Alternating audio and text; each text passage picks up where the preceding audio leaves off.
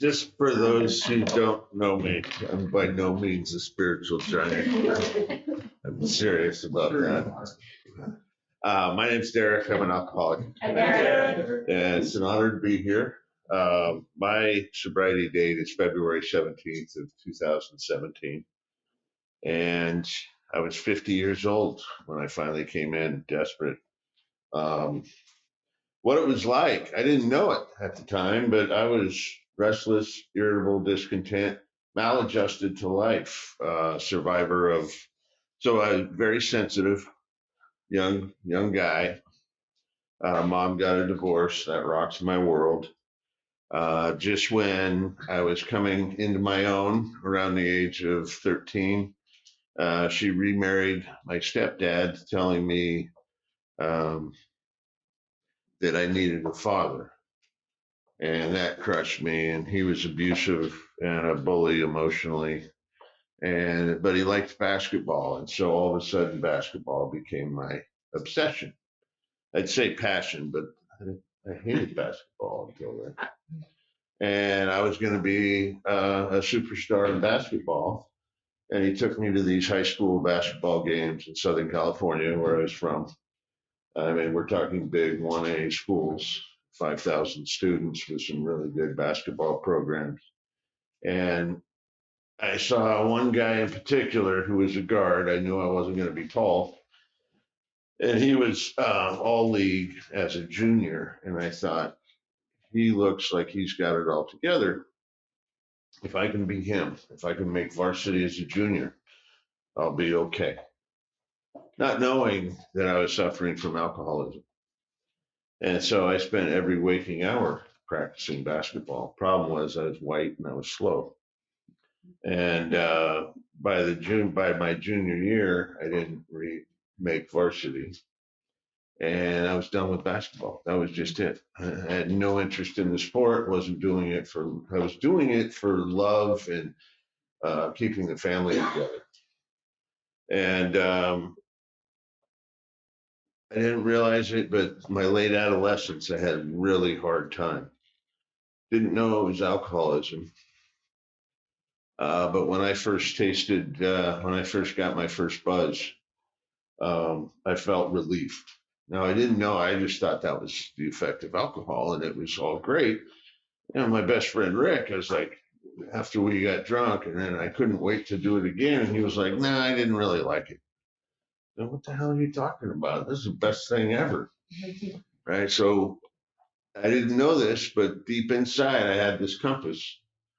And as soon as I got that feeling of alcohol in me and that feeling of relief, that compass shifted towards booze. And then everything in my life had a component regarding getting drunk or drinking around it. I joined a rock band. I wanted to be everything I did. I had to be a rock star. I had to be a basketball star. I had to be a captain of industry as my story progresses. And I found education. Um, Overachiever. Remember, I was in service manual study, diving in, and Austria goes, "Oh, you're an overachiever." Like she had found out this magical, key. It's like, yeah, very much so. So I think that pretty much sums up my discontentedness. I drank well. I could handle my drinking. I was proud of how much I could drink and not be affected, but feel good and watch my friends, have half as much as me and be falling all over themselves. It's like the amateurs, right? And, but I didn't have any direction in life. I didn't know what I was going to do. You're 19 years old and you're looking at, what do I do? No education, almost flunked out of high school because I started drinking my senior year.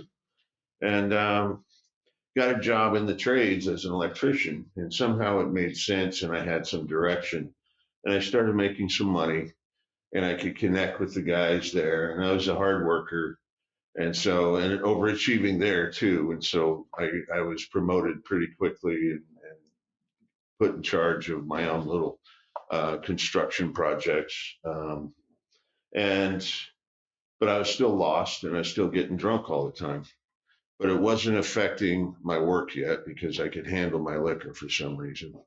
Um, in a state of confusion in late adolescence, young 20s, I called up my brother looking for direction in life. He was an attorney in San Diego. I got a hold of him. We had a conversation. He surfed. I was surfing all the time at that point down in Southern California. And he said, Holmes, that's what he called me, Holmes. He has my voice, deep voice. Hey, Holmes. Uh, he said, you got to go back to school. And I just took that as higher power direction at the time. I just recently associated it as me calling out to the universe, where the hell should I be going? And he said, go to school. So I enrolled in school that summer. And within 4 years, I had my bachelor's in business. And now the business leaders became my heroes, just like Bill. Um, and I drank and I dreamed of managing uh, vast enterprises with the utmost assurance, and then I had to be super wealthy because that meant I had arrived. But I imagined that I'd be living on my house in the Newport Harbor with a bar overlooking the harbor. And I'd take my yacht across the harbor to my office, and there would be a bar on the yacht. And when I got to my office upstairs in the corner, there would be a nice bar right there. So all my ambitions, I'd do these big deals and then we'd celebrate with cocktails and all this shit. But education grabbed me for some reason, very much like our service structure grabs me. Still overachieving, but doing it sober and in a state of peace and ease because of this fellowship. But MBA, that wasn't enough. The people around me who were my fellow MBA students, I needed to be better than them. So I thought I'll go to law school at night. Went to law school at night. Turns out Bill went to law school at night. They say in Bill's story, he says, I took a law course. No, he actually went to law school, Brooklyn Law School, and just never picked up his degree and almost failed his last final because he was drunk. That sounded like me. I had a bankruptcy course on Saturday mornings and could hardly make that class because I was drinking all night on Friday nights. And but I was able to graduate law school. All my peers were studying for the bar that summer, and I was going to party that weekend. I had earned it, and so I partied that weekend. And looking back now, plunged deeper into my alcoholism. My career started. I was still young enough where I was able to manage my hangovers, and I was on the fast track till about 2006 when my drinking got in the way and my career went sideways and stalled. And I was frustrated and I was resentful and I was bitter because my worth was all tied up in my success. I didn't have a sense of self. Uh, and I drank harder. I was making good money, but I drank harder. And I had my mom come down to live with me. She was divorcing that stepdad. Um, and she was like this 90-pound little lady, and she sucked all the energy out of my house. It was a 2,500 square foot house with a pool, and I couldn't stand to be there anymore. Before she came down, I said, "Well, I better get all my drinking out of the way." So I partied my ass off that spring and summer. And by the time she came down that August, my plan of stopping drinking, there was no way. And so I started hiding my drinking. So to her, after I'd come home from work, it looked like I had one or two cocktails because she didn't see the fifth of Captain Morgan in the room. And I also sought escape. So I thought maybe it was time for a relationship. Through this time, though, the turmoil I had in my adolescence, I never came to resolution. But I turned my attention to achievement.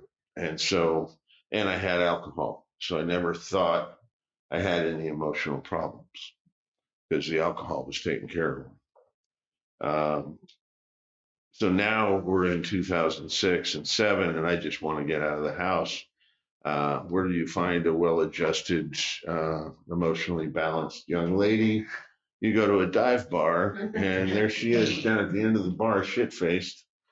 And it didn't take but a few, you know, exchanges, and next thing you know, we're in love. And she drinks like I do. I thought I found my soulmate. We went to Vegas spur of the moment, and she woke up at 4 a.m. to have some cocktails to get the buzz going. And I woke up at 4 a.m. I used to do that as well. Then we get that nice buzz, watch the sunrise, and then pass out again. Thought I'd found my soulmate. She drinks like I do. Well, she was an abusive narcissist alcoholic, and after we were going steady for a while, she started going to the hospital with pancreatitis. I think we went through 10 bouts of pancreatitis. Um, that relationship, I couldn't control it. I couldn't control her. I couldn't get her well. I was trying to manage my alcoholism, and I was becoming more and more sick until finally I lost my job. I lost the house. Um, I left her in order to get away because it had gotten so abusive and her drinking had just gone off the scale. So I thought. And it was the first of what I think was a divine intervention because in the midst of losing everything, I was taking Suboxone so I could try and maintain my job hunting. And it masked my drinking because I couldn't stay sober by myself. And everything just exploded. And the pain I felt in that moment was the lowest I've ever felt.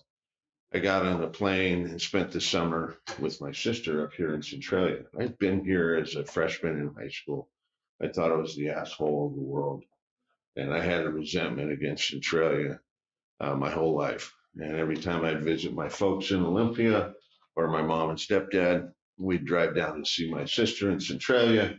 And I'd go, God, this place just sucks. And it's raining all the time. How could anybody live here? And so fast forward back to 2016. I'm up here in Centralia, of all places, sitting on my ass away from the troublemaker, thinking that my emotions were stable and I was fine. It was all her fault.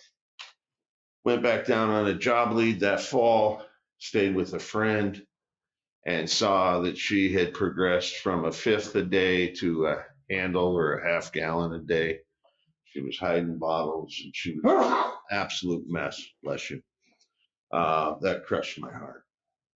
I've never felt so much pain. We had a dog that she had gotten one morning when I was hungover, which that's Sadie Boo, this is her collar. But so I had lost my dog as well when I came back up here. Went back down there, entered my last drunk, couldn't stop, realized I couldn't stop, didn't want to stop. I remember going down to the supermarket at 6 a.m. because my handle had run out. And I'm trying to figure out, well, if I buy two handles, I'll look like an alcoholic. So I only better buy one handle. That was at 6 a.m. at the supermarket in Southern California. The folks I was staying with said, you can't do this anymore. You got to go get help. You're an alcoholic. And that hit me. So I'm getting kicked out by my friends. I had to leave Julie. She was just a mess. I just couldn't do it. But while I was laying in bed down there, and this was Orange, California, I remember praying to God that I'd hit my bottom and I was done. I needed help. Or actually, hearing Crystal talk on Sunday, I was like, kill me. I didn't know you could get help. I wanted to be dead. I thought I knew what life was about. I thought there was nothing left for me and I wanted out. And, but I remember writing down in the drunken scribble in this half-assed journal I was doing. Please, God, help me. And I still have that paper. Within a week, I'd like to say I engineered the whole thing, but in a week, it was all God. I was back in the hospital up here in Centralia, of all places, detoxing from alcohol on Librium, I think it was, watching the Golf Channel. And I had coordinated with a treatment center so the hospital would admit me. And this clock's right? Okay. There's a timer right here. Oh, okay. Okay, cool. Enough time for the steps and some service work. And so, the treatment center sent over their 12-step guy, and I didn't want to talk to him. He was going to give me some angle. I thought he was spiritually superior, and he thought he was better than me because he was a drunk who had found a solution, and I didn't understand it. And so I had the wall up. But I was destined to be sober. I committed myself again. There was one point in my third treatment center. I'd been through 3 treatment centers, several ambulance rides, several hospital stays over my alcoholism.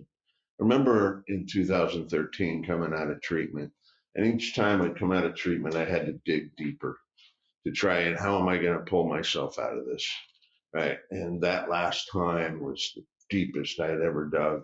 And this time here in 2017, when I went down to summon the strength, there was nothing there, just nothing. It scared the shit out of me. I felt like dead inside. I felt like I found the bottom of my soul. And I had no hope in any front. I imagined a harbor with no ships, just empty, barren. So I get out of the hospital, and my brother, they had given me all kinds of requirements if I was going to stay with them after what had happened with my drinking. And I'd have to go to 4 AA meetings a week. I'd have to go to therapy. I'd have to get a job. I had to do all these things. I think they were thinking that I'd tell them to screw themselves if that was too much. But I was so desperate. I was like, yeah, sounds great. And so my brother-in-law is driving me home from the hospital. He's probably one of us, but we don't make that determination. But both his folks, raging alcoholics, and he saw them get sober through Alcoholics Anonymous. He said, Derek, I really want you to take AA seriously. He said, my folks used it. They were way worse than you. And they ended up getting sober, dying sober. Each of them had like 30 years. They ended up remarrying each other and just became the wonderful people. That put me over the top. A non-member selling me on AA, whereas the 12-step guy coming in didn't relate to me. So that's my experience with attraction versus promotion, and our non-members promoting us. That was pretty powerful to me.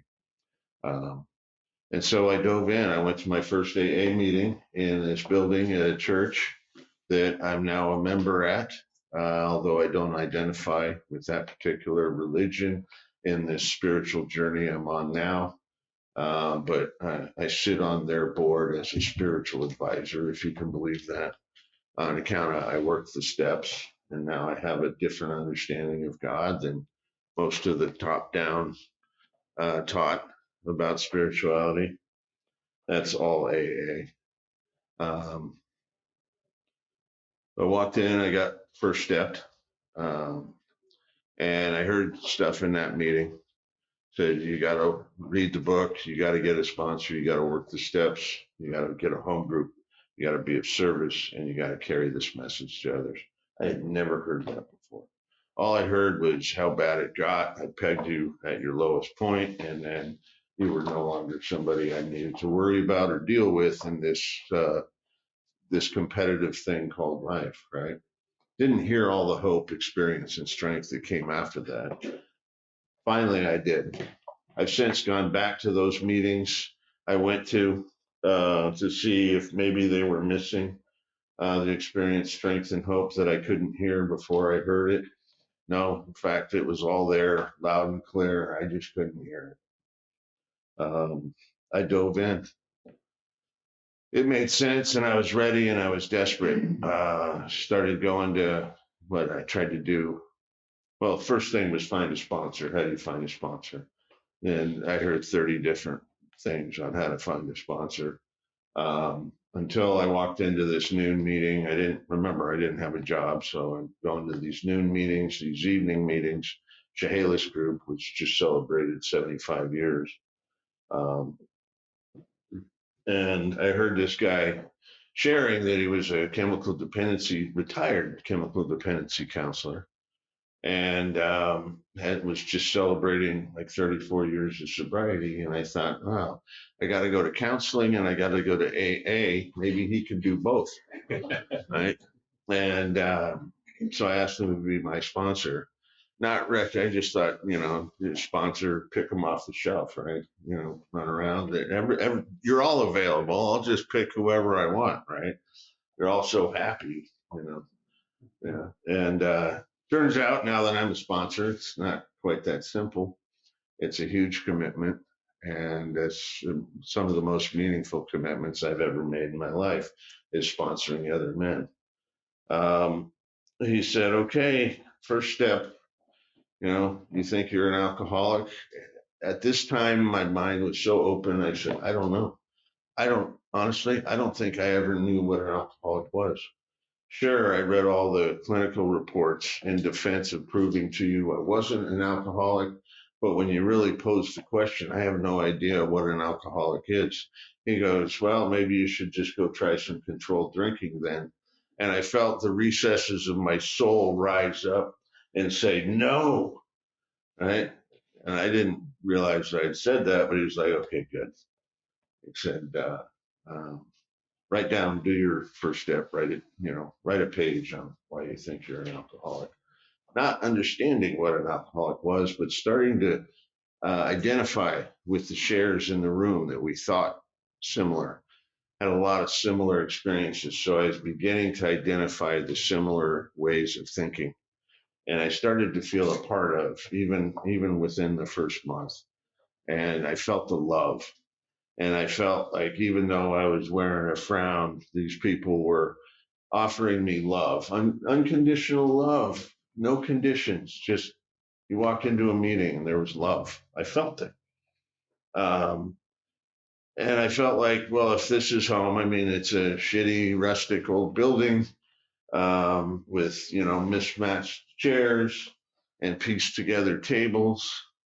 And something absolutely magical was going on. And I couldn't identify it except that I felt okay. Maybe I would be okay because these guys were okay.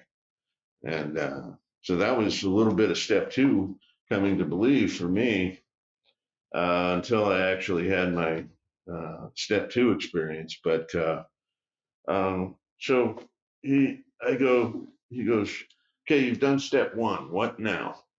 And I go, I don't know. I guess I'm going to go back to work on myself. And he goes, Derek, he says, you're the alcoholic. You're the sick one. How are you going to fix yourself? I go, I never thought about it like that. He goes, yeah, you can't fix yourself. How long have you been trying to fix yourself? I go, God, ever since I was a teenager, I knew something was wrong. I've been trying to fix myself. Something was always wrong deep down. And he goes, yeah, that's your alcoholism. You need a higher power. They're going to fix you. And I asked him, like, kind of naively, I don't have to fix myself anymore. He says, no.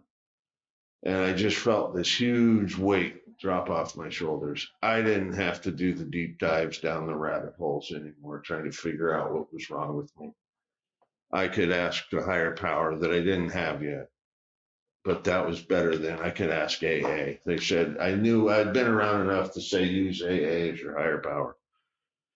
So that was my first part of step two, and the love I felt in the rooms. And then he said, well, I really want you to struggle with step two, because I think for you, this will be the turning point in your recovery. And really struggle with it. It's 4 parts, came to believe, power greater than yourself, restoration, and sanity. And I thought, how am I going to struggle with this? Well, I struggled with who the tragic hero was in a lit class in college, and I wrote a 30-page paper on that and got an A+. Maybe that's the kind of struggling he's talking about. So I started writing a 30-page paper on step 2, APA format, double spaced. Came out with like 30 pages of absolute shit, and came out more confused than I ever was.